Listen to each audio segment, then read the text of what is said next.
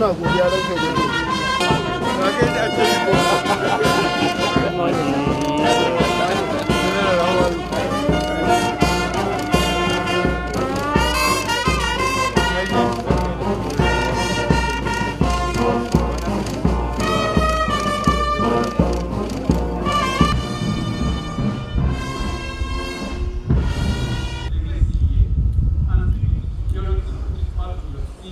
This project was conceived about 3 years ago, and it ought to have been completed, but owing to the challenges of COVID-19 and the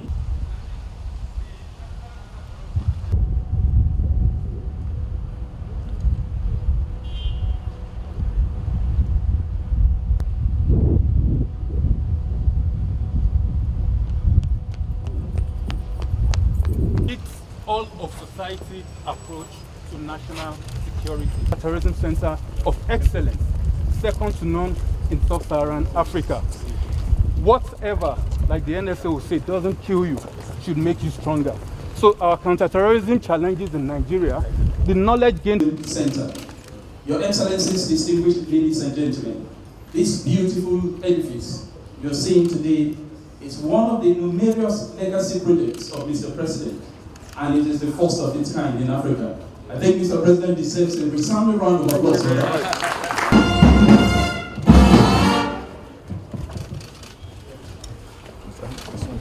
National Counterterrorism Center was unveiled on 21st of March. They are 2023.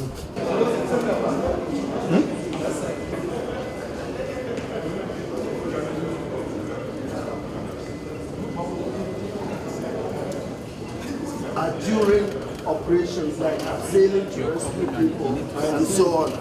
But this one, you can see a helpless lady being lifted by your soldiers, your special forces. And I got a friend of mine. That's another historic picture there. Oh yeah.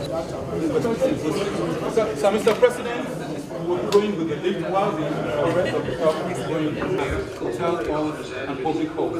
And the danger of it is that the vulnerability of sensitive maritime picture, detecting and analyzing illegal actions, alerting your person to liabilities. This routine event is reported by the AIS automatic security of the various VIPs that will be coming from foreign countries. So with this conference center, both this one and the one at the new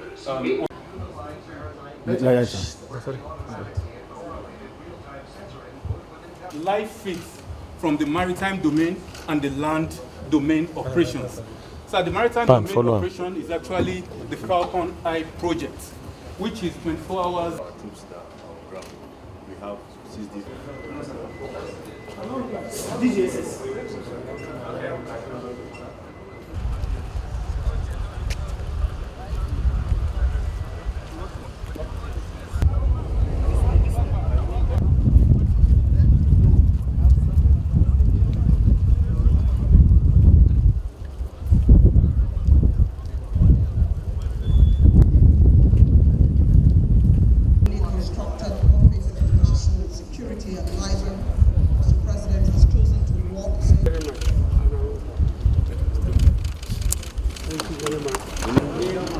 On the 21st of March this year, by me. Thank you.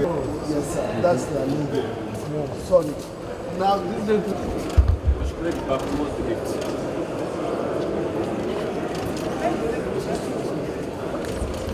under the SGF's office, we have the Special Services Office that is attached to the NSA's office, always documenting everything we do, the daily affairs of our work.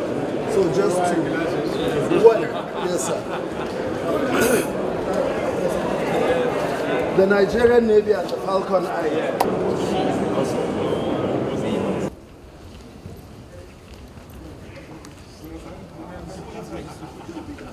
Doyen of Diplomatic Community, Vice President, United Nations Representative of Mr.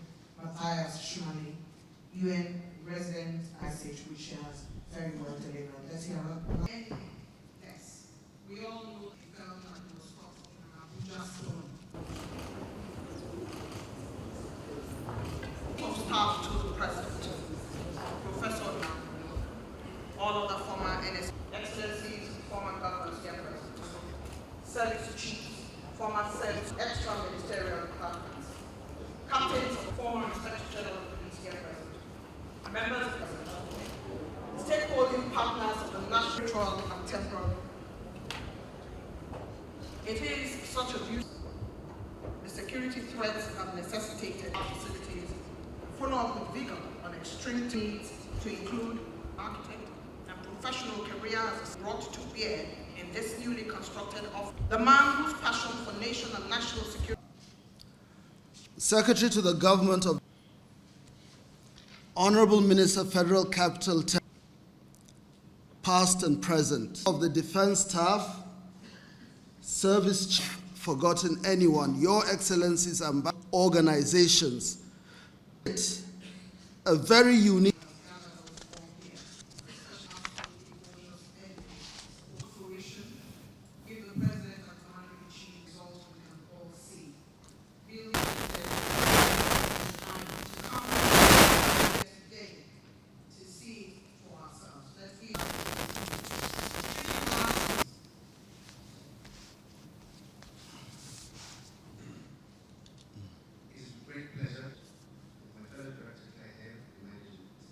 to be here today for the commissioning of the new office of the National Security Advisor and the National Counter-Terrorism Office by His Excellency the President, Commander-in-Chief of the Armed Forces of the Federal Republic of Nigeria, Muhammadu Buhari.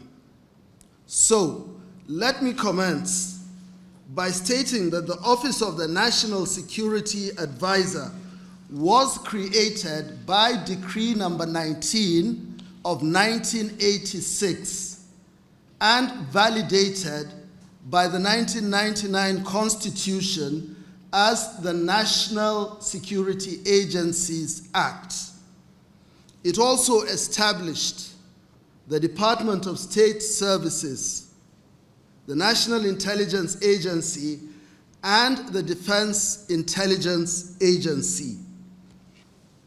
The Office of the National Security Advisor, through the activities of key interagency intelligence sharing platforms, such as the Intelligence Community Committee, the Joint Intelligence Board, the General Security Appraisal Committee, and the Cybercrime Advisory Council, assesses the security concerns of our country and appropriately advises the President on all matters bordering on national security. Your Excellencies, distinguished guests, ladies and gentlemen, the dynamic nature of the global and domestic security environment has necessitated the modification and expansion of some of the earlier functions of the Office of the National Security Advisor.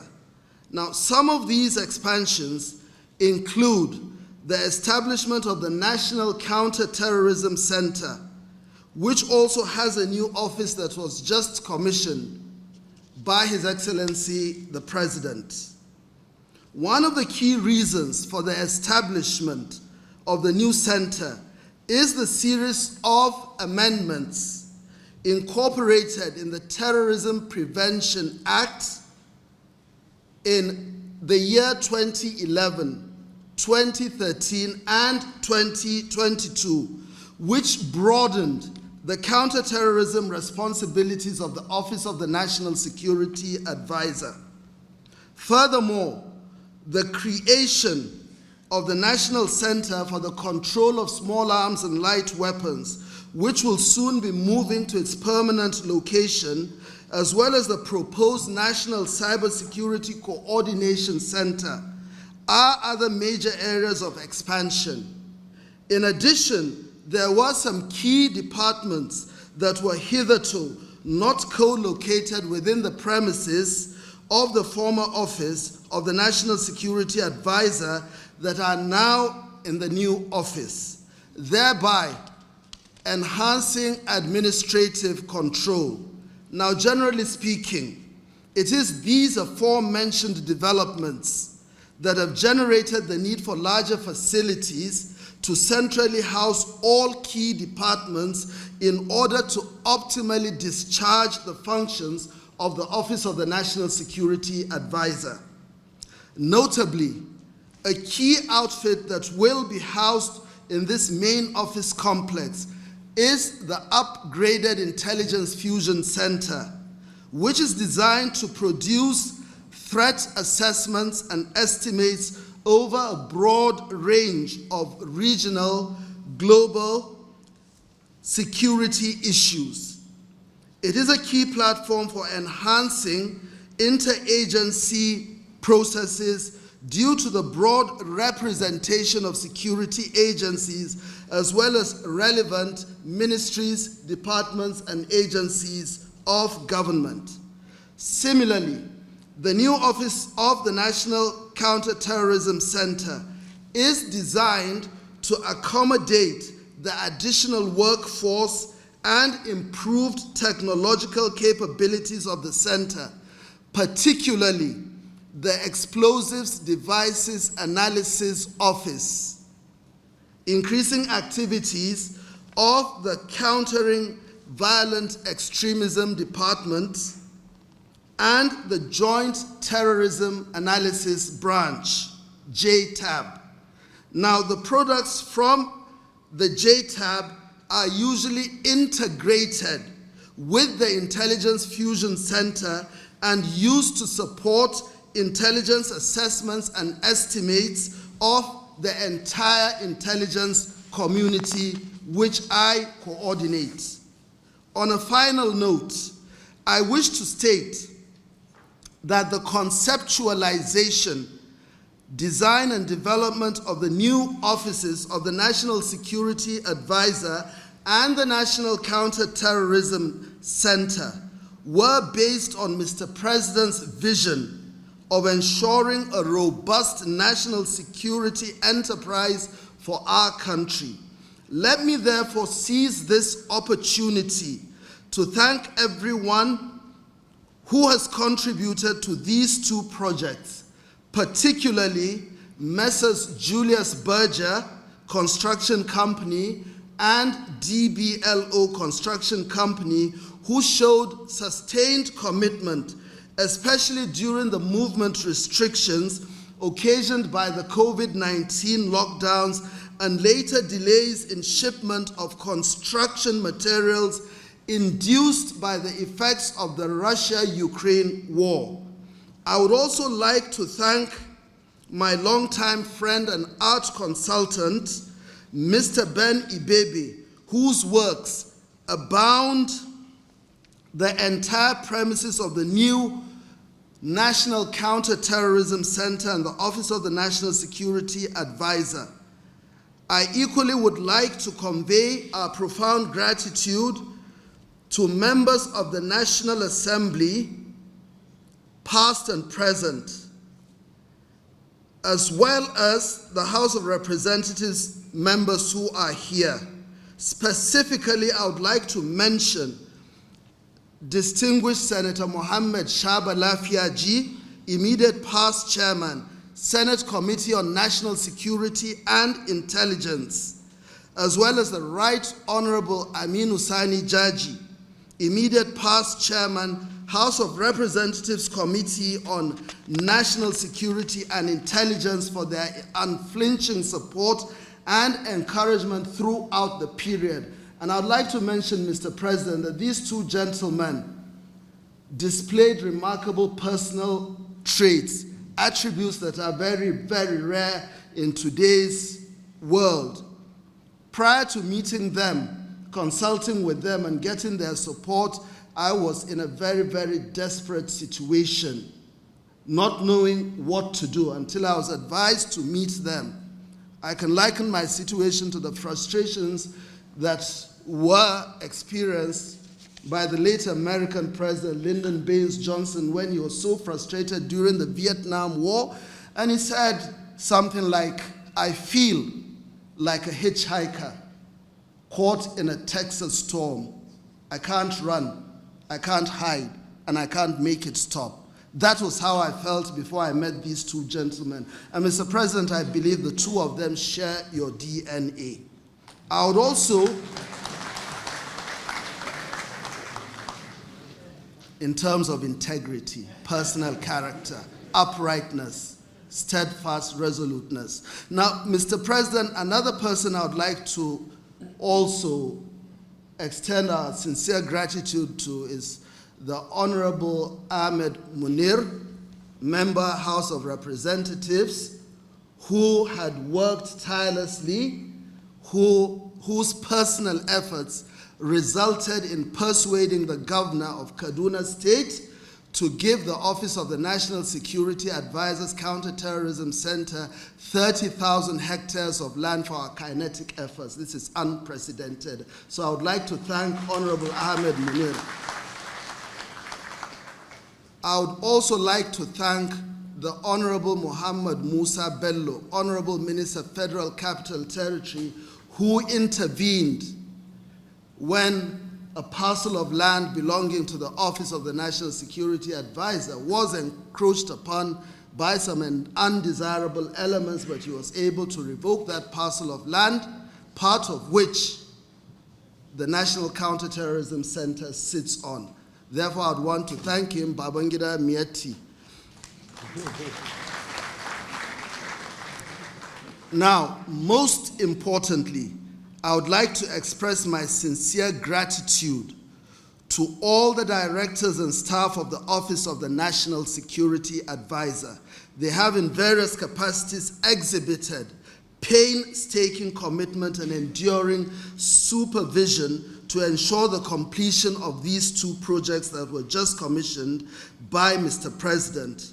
Ultimately, finally, it is my great pleasure to thank you, Mr. President, our Commander-in-Chief, for the enormous support and confidence you have reposed in me to fulfill these projects as part of the numerous legacies of your administration. I am indeed extremely humbled. Sir, you have done what I believe may not have been achieved in our past experience. You've opened a floodgate and you've raised the stakes. Lastly, I want to thank each and every one of you that has honored our invitation to come for this most important occasion. I thank you very, very much. May the Almighty God bless and secure the Federal Republic of Nigeria. And friends, allow me to stand on existing protocol. Distinguished ladies and gentlemen, on behalf of the United Nations family, it is my honor to provide a few remarks of goodwill at today's ceremony commissioning the newly built Office of the National Security Advisor and National Counterterrorism Center. I bring good wishes from the Resident and Humanitarian Coordinator, Mr. Matthias Schmelle, who is currently traveling in the south of the country. He asked me to present the following remarks to you. First, allow me to thank His Excellency, President Buhari, and his government for championing the National Counterterrorism Center. This is no doubt part of your legacy and will enable Nigeria to continue to address domestic and regional security challenges. The United Nations has been and continues to be a strong partner and supporter of Nigeria's efforts to address the issues of insecurity and terrorism. Allow me to point to our global United Nations counterterrorism commitments. Since 2001, the Security Council has adopted more than 40 counterterrorism resolutions. As outlined in these resolutions, member states are obliged to implement significant measures at the national level while also enhancing bilateral and multilateral cooperation to counter and eradicate terrorism. As part of a whole-of-government effort, these include criminalizing terrorist acts and prosecuting offenders, countering the financing of terrorism, enhancing border security, countering incitement to terrorism, and addressing the root causes. The visit of the members of the UN Security Council to Nigeria and the passage of Resolution 2349 on the 31st of March 2017 demonstrates the United Nations commitment to supporting Nigeria's counterterrorism efforts. The Security Council resolutions also call for the protection of critical infrastructure, addressing the misuse of the internet, developing counter-narratives and strategic communications, involving the whole of society in efforts to rehabilitate and reintegrate persons, as well as to address conditions that may be conducive to terrorism. The Security Council continues to closely examine the potential risk of interaction between terrorism and human trafficking and other forms of transnational organized crime and the global networks that may enable them. Enduring language in Council resolutions highlights the centrality and primacy of the rule of law and international law, including international human rights standards, international humanitarian law, and international refugee law. It is our hope that the newly commissioned National Counterterrorism Center will effectively contribute to advancing implementation of these various Security Council resolutions and is thus a positive step towards Nigeria fulfilling its obligations under international law.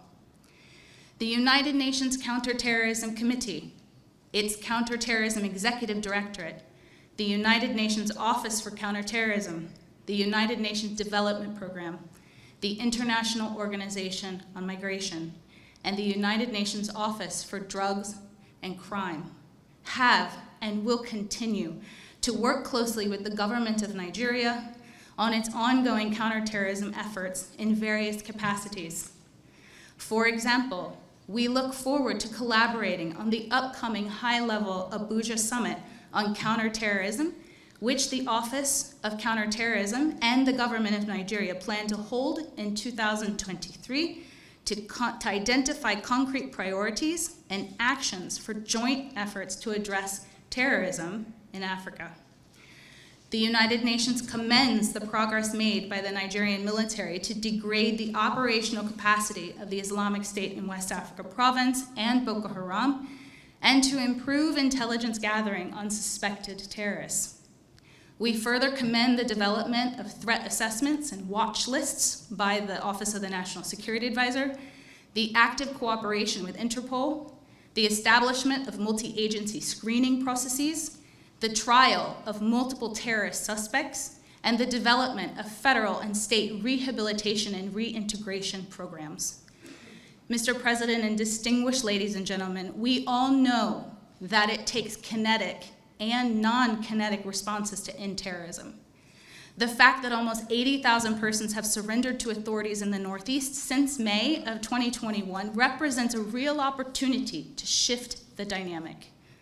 Challenges remain in terms of screening and identification of those individuals and ensuring appropriate responses in line with their needs and profiles. Some persons are in no doubt deserving and desperate for humanitarian assistance. And likewise, individuals will need to be held accountable for their crimes, and justice will need to be served. The UN stands willing and ready to support the government of Nigeria on this effort and commends Governor Zulum for developing the Borno model and engaging with the United Nations on this matter so far. The United Nations' new agenda for peace focuses on holistic and comprehensive approaches to building societies in which terror has no home. It is our understanding that the National Counterterrorism Center aligns with this overall peace-building agenda, and that its functionality and success will contribute to further strengthening and supporting the peace architecture in this country. In closing, I note that the adoption of the 2022 Terrorism Prevention and Prohibition Act and the establishment of this National Counterterrorism Center will strengthen the foundation for a coordinated and multi-dimensional response to terrorism. The UN will continue accompanying and supporting your efforts in enabling the success of the National Counterterrorism Center. I congratulate you once more, Mr. President, and thank you. To the government of the